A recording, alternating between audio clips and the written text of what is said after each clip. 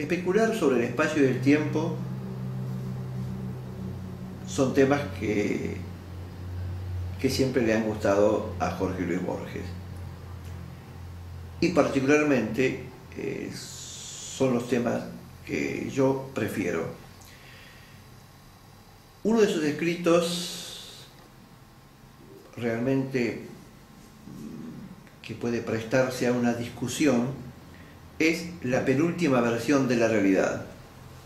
Justamente este escrito pertenece al grupo Discusión de 1932. El comentario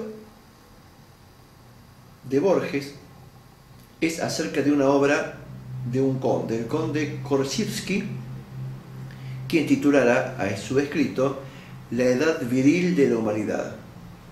El estudio de Borges se basa en realidad no directamente sobre este libro, sino sobre un escrito de Francisco Luis Bernardes, quien analiza la obra del conde. La crítica de Borges en su análisis se opone a la posibilidad de separar lo que se entiende en geometría por las dimensiones de un objeto, esto es, largo, ancho y alto o profundidad. Dice Borges, y bien, que la separación de tales medidas es una abstracción, ya que lo único que existe son cuerpos con volumen. Y adosar luego tales medidas por separado a plantas, animales y hombres es simple y vana retórica.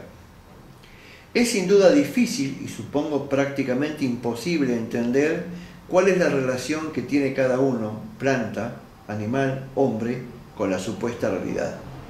Y es también aventurado proponer una clasificación taxativa en cada caso, pero sin lugar a dudas es nuestra condición de seres pensantes la que nos lleva a pensar en tal posibilidad. En la clasificación propuesta por Korzybski, este supone que las plantas, en su búsqueda de sol, solo utilizan una dimensión, que es el largo. A los animales que anhelan el espacio les corresponden dos dimensiones, largo y ancho, y al hombre las tres dimensiones, en donde lo importante es la profundidad, lo que indicaría su dependencia del tiempo. Todo lo que históricamente se ha escrito sobre el tema es en general peyorativo para lo que significaría la percepción del mundo para un vegetal y un animal. Debemos coincidir con Borges en lo especulativo de tales pensamientos, pero también dudar en lo que respecta a la posibilidad de un supuesto conocimiento de la percepción de la realidad que tengan plantas y animales. Toda clasificación no solo peca de ser en general arbitraria, sino también en muchas ocasiones superficial y acotada. Creo que este es el caso. El siglo XX fue pródigo en lo que respecta a la problemática de obtener conclusiones en lo que respecta a una realidad absoluta. Como en un párrafo anterior escribiera o dijera, el engaño maya no solo es consecuencia de lo limitado de nuestros sentidos, también nuestra mente procesa la información relativa de los sentidos y lo hace dentro de sus posibilidades, posibilidades que a su vez dependen de una lógica, que sin lugar a dudas está basada tanto en nuestra psicología como en nuestra biología. Pero, siendo algo ingrato con Borges, debo decir que él también cae en su propia trampa al entender al espacio como una función del tiempo.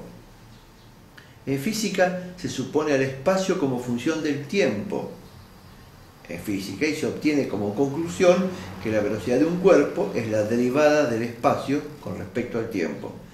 Pensar a la velocidad como el cociente entre espacio y tiempo no solo fue útil para la cinemática, sino también para todo el desarrollo posterior de la física, al menos hasta la teoría de la relatividad, en donde la continuidad espacio-tiempo está asociada al espacio al que pertenece el evento a través del concepto de congruencia. Pero la crisis entre espacio-tiempo, observación y conciencia aparece luego con el principio de incertidumbre de Heisenberg. Borges, de una manera extraña, pretende diluir al espacio, en donde dice que el olfato y la audición por ejemplo, pueden prescindir de él. Aún el ciego de nacimiento sabe que el espacio existe y sería muy difícil, más aún imposible, justificar la existencia de algo ausente del espacio. Pero, claro, nuestra mente, nuestra poderosa mente, puede separar lo que es por naturaleza inseparable, el espacio-tiempo, y entonces aplaudimos la hermosa frase de Hamlet, la proverbial cáscara de nuez. Insisto, la física no puede menos que expresar la velocidad como cociente entre espacio y tiempo, y esta abstracción del movimiento separado en dos partes, abstracción consecuencia de nuestra aprehensión euclídea de la realidad, nos permitió el desarrollo de la física. Negar los a priori kantianos en nuestra condición humana es imposible. Suponerlos independientes o dependientes entre sí es igualmente complejo. En definitiva, antes de especular sobre las cualidades perceptivas de plantas y animales, el hombre debería tratar de resolver el problema de su percepción de la realidad. Si, como este escrito dice, la percepción del tiempo en animales y niños pequeños es oscura, supongo que tienen una ventaja con respecto a nosotros, ya que dudo que alguien pueda saber qué realmente significa el tiempo. Pero de la relatividad de Einstein en adelante, y luego la mecánica cuántica, es cada vez más fuerte la idea de que tanto el espacio como el tiempo resultan de la interacción de nuestra percepción con el evasivo mundo. Las conclusiones que obtendremos serán siempre basadas en esta interacción, y es casi seguro que nunca encontraremos la solución que significa la realidad para nosotros. Podremos quizá elaborar una teoría fenomenológica acerca de nuestro comportamiento en el quehacer del universo, pero más allá de eso, la cuestión deja de ser fenomenológica para transformarse en ontológica, y entonces las especulaciones seguirán ad infinitum.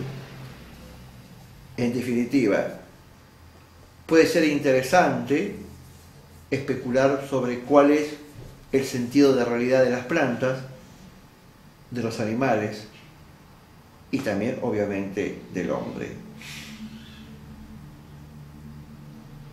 Separar, digamos, las dimensiones espaciales, como bien dice Borges, es una abstracción.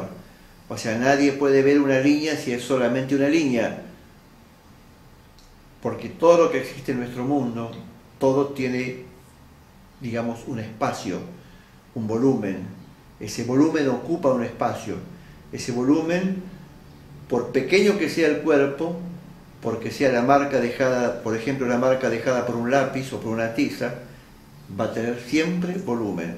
Si no tuviera volumen, podríamos verlo quizá como podemos ver, por ejemplo, una película proyectada sobre una pantalla en 2 dimensiones. Podemos verlo. Y en cierta forma es una abstracción pensar que esa figura de 2 dimensiones realmente tiene solamente 2 dimensiones. En realidad es una impronta de fotones, es una impronta de luz, y en realidad todo eso es materia, y toda la materia tiene volumen, y todo volumen tiene 3 dimensiones. Entonces, separar las dimensiones siempre es una abstracción humana. Pero nosotros, los seres humanos, nos movemos en abstracciones. Insisto, definir el cambio como velocidad es un poquitito aceptar la frase de Aristóteles cuando dijo que el tiempo es la medida del cambio. Pero nosotros medimos el cambio en función de espacio y tiempo, y lo separamos y decimos velocidad es espacio sobre tiempo, y hablamos como la famosa frase de Kant, mi espíritu sería feliz en una cáscara de nuez, entendiendo que no necesita espacio, que no necesita volumen, que la mente sola, el tiempo solo puede existir, la razón puede existir solamente en el tiempo sin necesidad de un espacio. O también se podría especular en un espacio que no necesita del tiempo. Son simples especulaciones. Tanto el espacio como el tiempo son inherentes al hombre, pero no son inherentes al hombre.